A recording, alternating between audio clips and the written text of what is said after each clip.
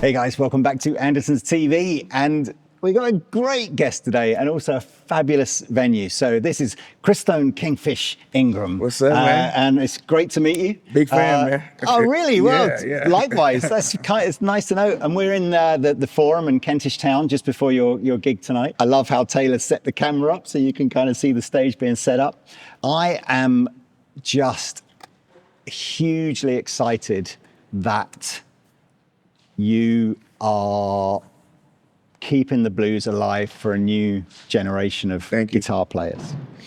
And I read a little bit about your, growing up and how all your friends were into kind of hip hop and other kind of perhaps forms of more contemporary music, and you were drawn to the blues. So I love the story of growing up in Mississippi and just how steeped in all that kind of blues culture you must have been. And yet, generationally, probably wouldn't be. You probably were the only kid in school that was getting into music, blues music. So tell us a bit about that. Yeah, man. Growing up in Clarksdale, Mississippi, pretty much it's the mecca for the blues. I lived right next to a blues band.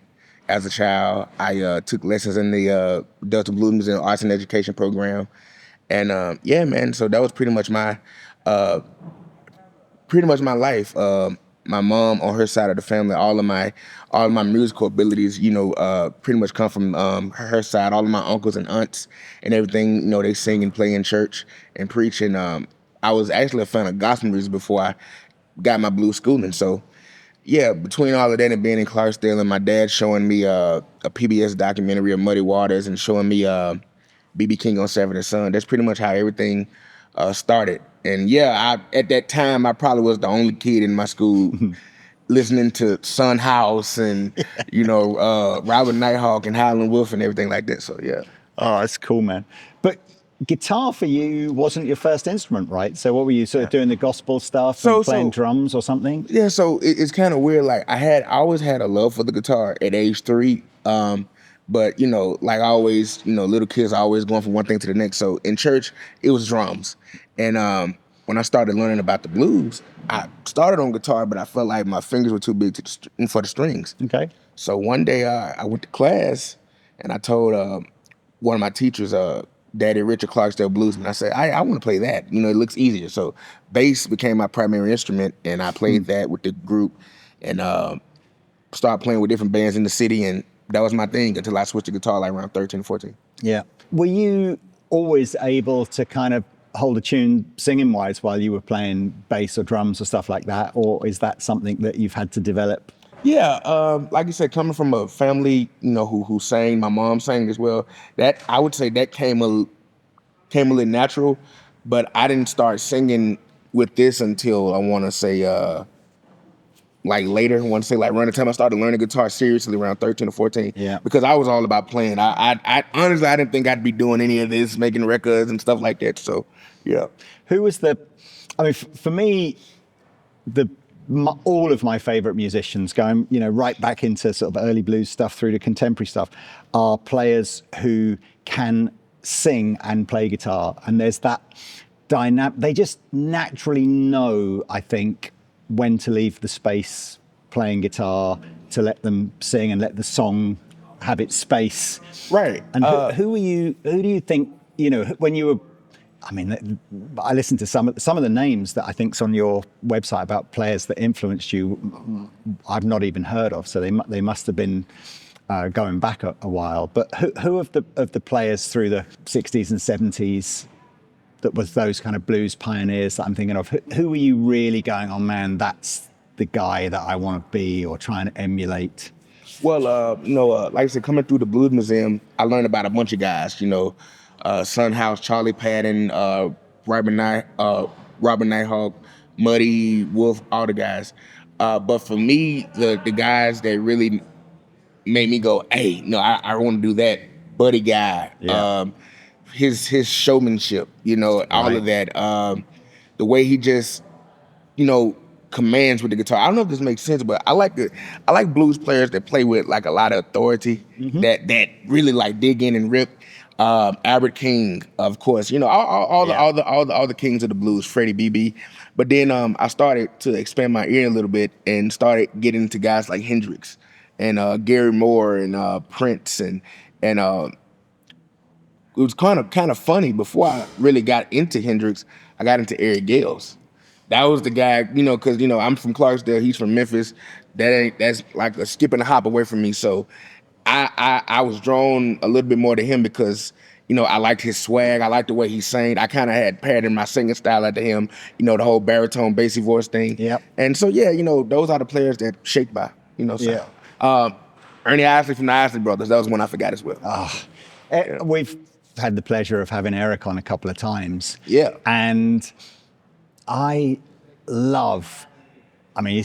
think he would have been a phenomenal guitar player, whether he'd learned right-handed, left-handed, whatever. Mm-hmm. But I think the fact that he's learned with the strings upside down. It's great. He approaches stuff, he's such a unique thing. But have you played much with Eric? Yeah, man. That's like Uncle. Really? Yeah, man. Oh, that's great. Yeah, for me, in the blues rock space, he was just the guy that did it for me. Like from the way he dressed to how he just carried himself musically, all of that. So it that was the guy for me for sure.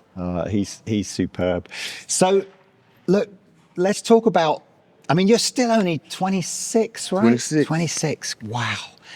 And yet I feel like I've been reading about you in guitar magazines for 10, 12, as in you must have blown up pretty quick, right? So here's what happened. Yeah. Here's what happened. Like I said, started in the museum playing bass. And so I had a career playing music from age 8 all the way to no, I take it back. From age 10, because that's when I played the first gig. I just learned from age 8. But from age 10 all the way to 13 playing bass in, different bands, stuff in Clarksdale. Then I switched to guitar. And 2015, I turned 16 and I did a news interview for Fox 13 news in Memphis.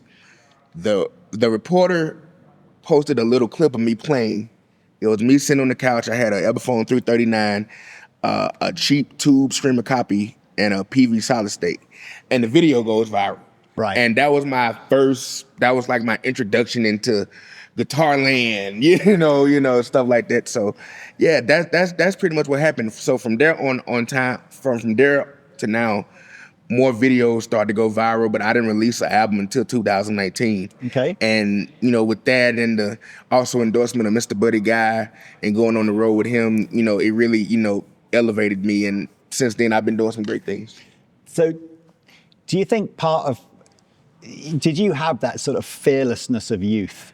Yeah, I think sometimes as a musician, particularly if that success had maybe come slightly later, I think you're more paranoid about, so more and you're more worried about what's going to go wrong, if you like. Mm-hmm. At sort of 16, are you just, you're playing with Buddy Guy. It's just like, do you think if that success had happened 10 years later, you maybe would have not coped with it as well, would have been more afraid of what might have gone wrong? Or have you always been a sort of a fearless kind of? Man, to be honest with you, it varies. It's kind of like all of the above because like any musician, I have my moments, so there were certain times, even then, I'm like, man, I don't know where this is going. This is I'm scared, but then again, when I'm in the room with all of these guys like, Eric and Joe Bonamassa and Eric Johnson, and I'm seeing how welcoming and inviting they are. It makes me go, okay, I shouldn't be scared of shit, So yeah, man, yeah. But even now, it's still I call it an uphill climb, okay. Because I mean like an uphill battle because I still fear, but there are certain times where I'm pretty much like I'm fearlessness, and I'm pretty much fearful of nothing, when it comes to the, music thing. So yeah. Yeah. But fear of, are you comfortable now? I mean, you name drop some Eric Johnson, Joe Bonamassa, Buddy Guy, obviously, they're like, you don't get much bigger. Mm-hmm. Does that just, would that feel normal now? Just, oh yeah, we're doing some gigs and we're all on the same bill, and or do you still have to pinch yourself and go, what am I doing here? It's like definitely, right, definitely the latter. because like I said, I sound like a broken record. Like I said, I have my moments where I feel like I'm worthy enough to be in the room, but then there are some moments where I'm be like, hey man, this is maybe I'm, whatever, Yeah. So yeah, like I said, it varies. Yeah. I know obviously most of the people who watch our videos will be guitar players as well. And we're going to talk about gear and stuff now. I love how simple the setup is on stage, but I do want to talk about your signature guitar. But again, when I listen to you play, it's like I said before, I love how you sing, and I think you have a beautiful, as you say, baritone kind of singing voice. It's very, you sound wise beyond your years, if you like, as a singer. It reminds me, I guess, of just listening to. I would still say, if you said to me, do I think B.B. King's a better singer or a better guitar player, that would be a hard. Definitely a hard one to do, but it's got that beautiful, big, bassy, gravelly kind of tone to it, which I love. I just think you play guitar as an extension of your vocal capability, I think, rather than just mad shredding and then a little bit of singing type thing. But I'm interested in just when you're playing, you don't stick to just like, you are a little bit more jazzy and experimental than maybe some of the really sort of old school blues kind of players. So where did that kind of come from? I want to say a couple of years ago, like I finally understood the concept of playing over chord changes, and this is where I want to get to. Right. Playing over chord changes, like the concept of, and somebody correct me if I'm wrong, but for me, how I understood it was you're trying to get from one place to the next, one chord to the next. And once I finally got that concept around COVID 2020, I said this in my rig rundown, COVID was cool for me because I was able to learn more about theory and numbers and stuff like that, and understanding the concept. So I'm still learning, but it's been fun learning that. So at first I started out playing, just pentatonic scale licks, but then I started to add, like bebop lines and certain jazz phrases, and yeah, man, that's where I'm at now. Like I said, I'm still learning, but I'm slowly but surely getting into that area. I'm listening to some of my favorite players, guys like Josh Smith, Seth Rosenblum, who really for me, those two guys are like, they bridge that gap between the fusion and the blues stuff, and that's where I'm trying to get to. I'm not trying to get hardcore fusion or jazz or whatever, but I'm trying to just have just some spice to the blues stuff. Yeah. Did you have that light bulb? I mean, I was just on Instagram the other day, the same journey, right? Just going like, what is this whole, like, I'm playing pentatonics, it's blah. And I just watched this little 2-minute video about, but when you get, if you're playing a 1-4-5, you get to the 5 one, you try this, and it's like a light. It's like, yeah, man, oh, it gets really? you. Yeah, that is and then quite simply, and does that just unlock? Can you almost remember, like, it just unlocks another level of spice to your playing? Definitely. I also got to give credit to a guy by the name of John Smith. He's a jazz player out of New York. He was the first one to explain it to me, and I can be honest, I couldn't grasp it at the time, and but I had recorded what he what he was telling me, and once tell me, what did he tell you? Well, so the guitar is not in tune. Just letting you guys know, but he was showing me this Wes Montgomery bebop lick, and he was telling me pretty much the concept about getting from one chord to the next, but I didn't get it. So let's say if we're playing like a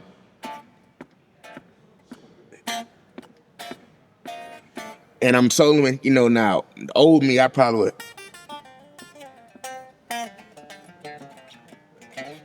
But he was saying, I could do.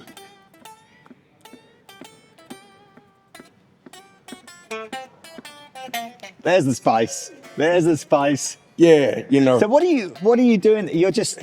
You're knowing that there's a chord coming up that you've got to get to, and you're just going to play something and then resolve on the. Pretty much, yeah. I played that lick a lot, going to the 4, and also on the 5.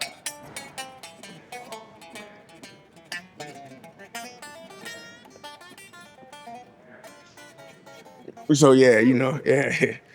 I mean, and that I think is, again, that's what I love listening to a guitar play. You know, it's a nice song, great voice, playing lines that you're familiar with, and then there's a line that you're just It like, just whoa, grabs you, yeah. That's funny enough. That's what Eric Gales probably blows me away the most at. Right. Just like whoa, wasn't expecting that, and it's just perfect. You know? Man, when he does the like harmonic minor stuff, it just takes me away, and I'm trying to get into that lane too. So yeah, man, like I'm stealing everything from all these guys.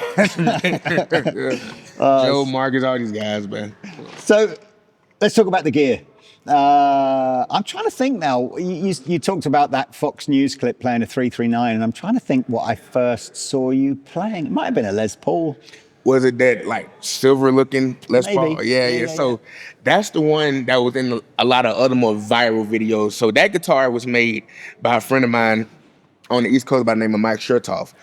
Great guitar luthier and everything, and he builds these Les Pauls and other style humbucker guitars, and he models them after like the 50s Gibsons. You know, the pickups he had, you know, was made by another friend named Greg, who has a company called Jalen Pickups, and the pickups are like, you know, classic 57 made. So I was playing that guitar for a while, and a couple other guitars Mike built for me. Then in comes my relationship with Fender. So we pretty much, I was trying to replicate the sounds of that guitar that I just described. Right. And we came up with this Telly. So this is not the original one. The original one's purple in the Mississippi Night finish. The pickups are modeled after those 57 sounds that I was talking about. We have the adjustomatic bridge, as Fender, you know, would say. Yeah. And the the 70s headstock, you know, was something that I was going just for looks. You know, when it comes to guitar, I like something that looks good, you know, rather, you know, as playing well as well. So yeah, man, that's pretty much basically it. It can go balls to the wall. And like I said, I come from church and that, you know, R&B field as well, so I can also scale it back and get clean with it as well. What do you prefer about the Tunematic versus, say, a traditional Telecaster to bridge? Well, for one, I can get that sustain. Okay. Not only that, because sometimes with the purple one, I would go wrap around, you know, when I first got it. And so I could get that sustain, and after that, it was also comfort, you know, just something I was used to, you know. And I also feel like the saddles on the other bridge, you know, can be hard to maintain. Yeah. You know, so. Have you taken advantage of your sort of, you know, guitar career to go slightly crazy with owning guitars, or do you still have a fairly modest collection? Now I've been going crazy. You're going crazy, good man. Yeah, so you know, what have we got? So you know, like I said, you know, I moved from Mississippi to California, so quite naturally, I couldn't take everything with me. All of my guitars, it's probably maybe like, I shouldn't get this number out, but it's probably maybe 50 or 60 guitars and basses that I paid my dad to put in storage. Probably maybe like 4 or 5 amps, a bass rig, maybe like 50 pedals. So all of that is in storage in Mississippi. But what I got in LA, my Tellys, I got a couple of Gibsons, Strats. I got Strats galore. That's what I got out of my whole collection. I got more Strats than anything. See, I can't think of a single piece of footage I've ever seen with you playing a Strat. Yeah. I use a Strat very rare. I had one for my 662 album. Yeah, man, I got a bunch of Strats. I got a bunch of Buddy Guy Strats, some Mexican Strats. But the best Strat I have out of all of them is my custom shop, the purple one. That's on the cover of my 662 record. Right. So yeah, man, I got fairly, you know, no vintage stuff. You know? There's time for that. Well, you just keep, you know, doing shows with Joe Bonamassa, and sooner or later, you know, one will make it into your collection. Now I will say, coming from Mississippi, I do have vintage PV stuff. Cause that's like Marshall for us in Mississippi. Yeah, so I got a couple of T60s, some vintage PV amps. I got something called a PV Razor. The Razor? I got one of those. Is that not the really small? Nah, so that's the guitar that PV made. Yeah, it's built like a Razor. You know, Dan Auerbach from Black Keys, he played one, but the reason why we both played one, because an old bluesman by the name of T-Model Ford, he played one. Oh man, I used to, what was it, Hartley Peavy, wasn't it? Was the guy's name? Yeah. See, I started working in a music shop in 1990, so I had probably 10 years of Peavy being like in its absolute heyday, in its peak.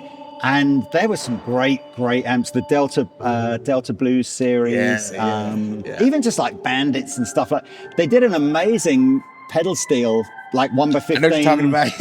Like, some amazing amps. Yeah, I think that was a great era for just guitar amp generally, wasn't it? So yeah, man. I tell everybody, man, man, don't sleep on PV. You know, in the church back home, you know, that's a big thing. PV is the thing. So that's the one, is it? So guitar wise, we'll talk about pedals and amps and stuff. Does the guitar bring the song to you, or do you bring the song to the guitar?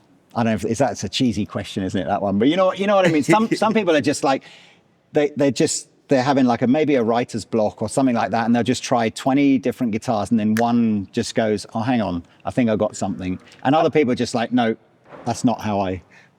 For me, I think I bring the song, you know, to the guitar. Obviously, you know, there are certain sounds and certain tones I need if I'm trying to get, let's say I'm writing an R&B song in the studio, I may use a Strat or a Tele, or you know, whatever. But for the most part, I think I can bring any type of style to any type of guitar. Like back when I was primarily using a Les Paul, you know, I did all of my clean R&B gospel stuff on that. So yeah, and you know, like I said, you know, kind of how everything works for me. It varies. It varies, you know. Your tech. Oh, that's my manager. Manager. Yeah. It's there. Yeah. Sorry, man. We were saying you don't travel with tons of guitars, right? So actually, man. we've just gone from 2 to 3 or 4. Yeah. At first, it was just the usual, usual 2. And what are you just taking 2 Teles, or are you just taking? Yeah, it would either be that Les Paul that I was talking about earlier, with the Tele, or the 2 Teles, and I started beefing it up, and maybe bring like 2 Teles in the Les Paul, or 335, or just just probably like a mix between, but 4 at the most. I don't get too crazy. What we're gonna see tonight? You'll see both Teles.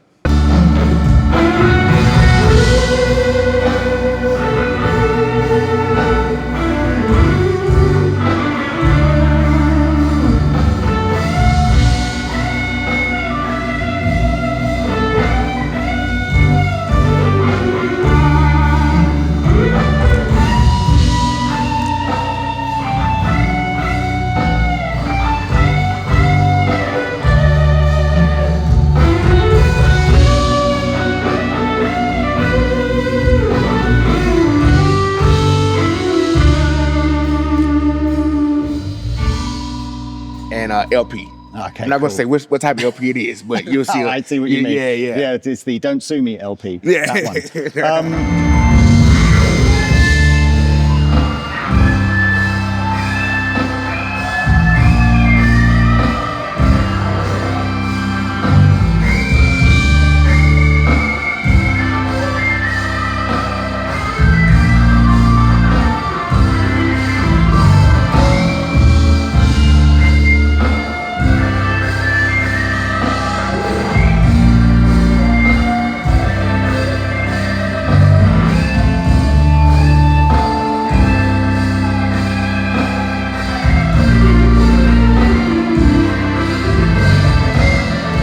And then look, I mean, you might be able to see down here, we got two Fender Twins. 2 twins. Are they the Tone Master Twins or full tube twins? Full tube joints. Because I think that might have been the first time I saw you work with Fender. You did some stuff for the Tone Master.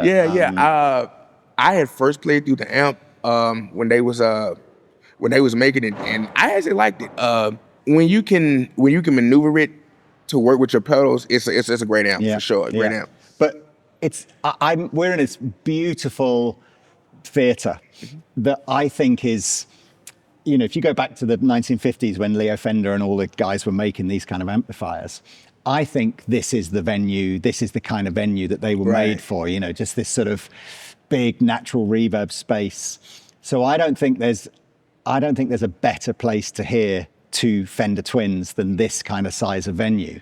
But you're the one standing in front of it. What's it like? You know, I'm guessing you got a bit of volume, you can get a bit of feedback. Is it just an outer body experience? Definitely. I got both of them like probably on 5 or 6. pretty loud. Yeah, man. The sound guys always telling me that. I hope you tell the sound guy where to get off. It's like, it's man, your nah, show. Man. It's like, No. we want to hear it. I stay professional, it may raise a little bit, it during the show, but so that and pedals, I use a Marshall Shredmaster.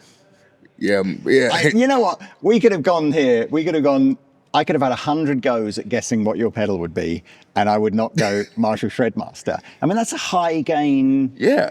So that comes from my infatuation with Gary Moore, like humbuckers and high gain. That's my thing, man. And I went through a couple of pedals. A couple of blues guy. So a couple of clones. Sugar Drive, Fat Sugar by MXR. Yeah.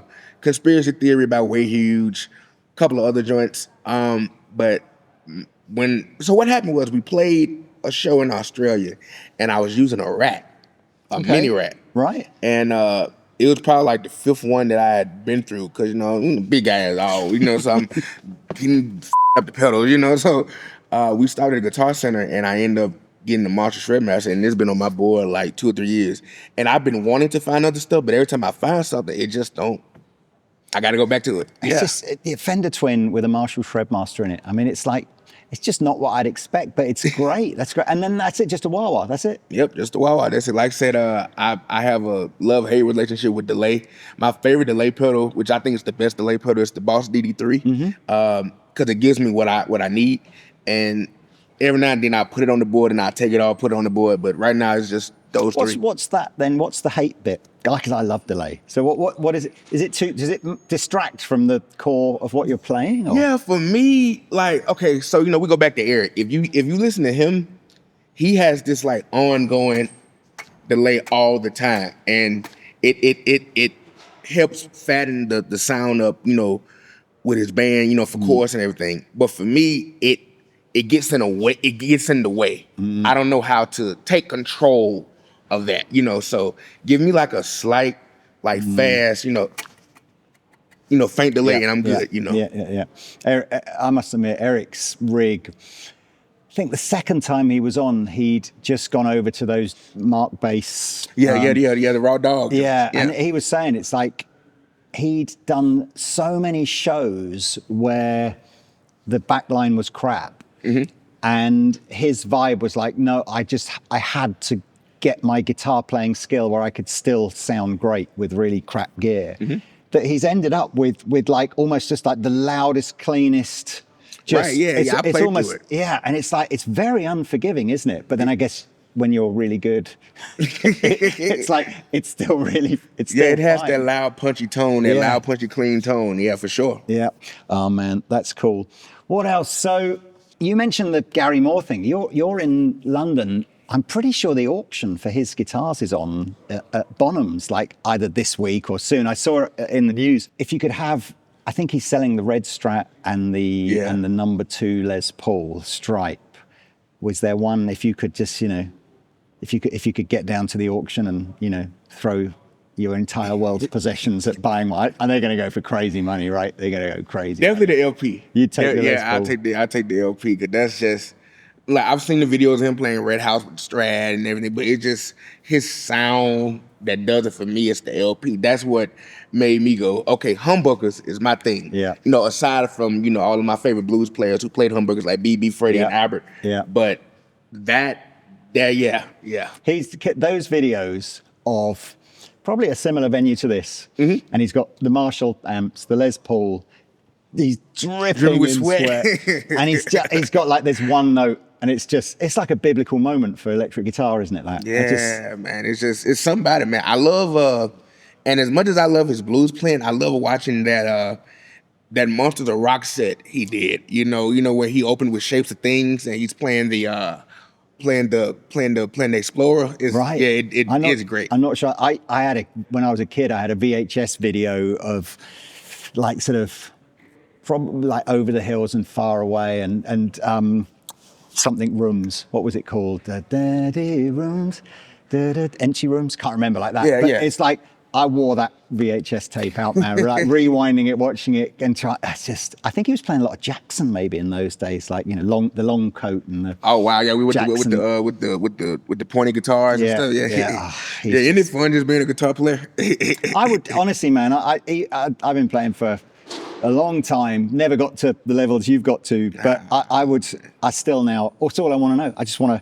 I want to talk about guitars and watch guitar players and yes, sir. Hear about your pedals and just learn about changing, the changes over the chords and everything. It's a never-ending journey of discovery, isn't it? So, where's the tour taking you after tonight then? Man, we are on the last part of the tour. We go from here to Manchester to Glasgow. What else, Rick? I know we in Leeds. Manchester, Wolverhampton. Oh yeah, Wolverhampton. Glasgow and Leeds. Glasgow and Leeds. So yeah, man. 5 city UK tours. And then back home? Back home, and then we have 4 more dates left in the US for the end of the year, and we'll knock those out easily, and then we'll be at home. Big musical family Christmas or? Yeah. So like I said, I'm definitely not going home for Thanksgiving because we'll be making it home a couple of days before Thanksgiving.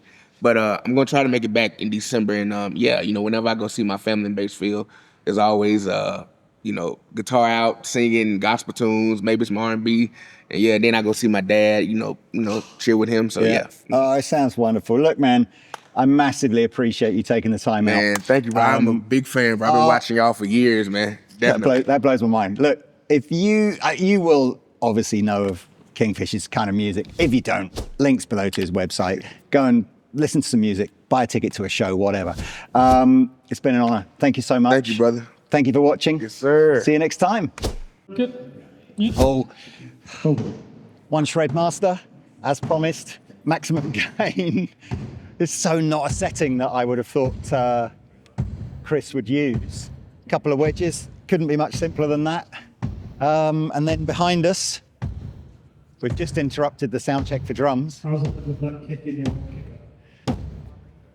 These have seen some action, haven't they? Where's he on? Doesn't look like these have been dialed in yet. So yes, ignore the settings. You won't get a great sounding twin with all the settings like that. I'm guessing there's his Reunion Blues gig bag, and I'm guessing the guitars are in there. But that was the fastest rig rundown ever. Is there anything? No, that's it. That's super fast.